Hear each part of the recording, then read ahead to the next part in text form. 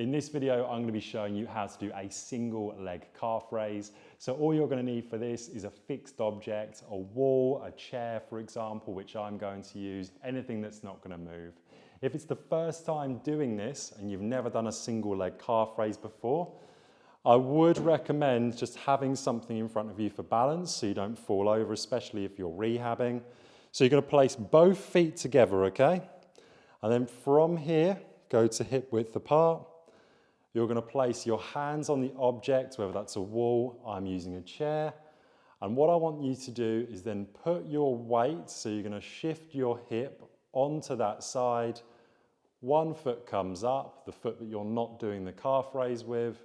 You squeeze your core and glutes, and then you're going to come up and back down. So you're coming onto your forefoot, slowly back onto your heel. And that is how to do a single leg calf raise. You would do exactly the same for the other side, and you would repeat for your desired amount of repetitions and sets. When you get better, you might want to decide not to use a prop. However, I would have something in front of you just in case, so if you do need to grab onto it, it is there.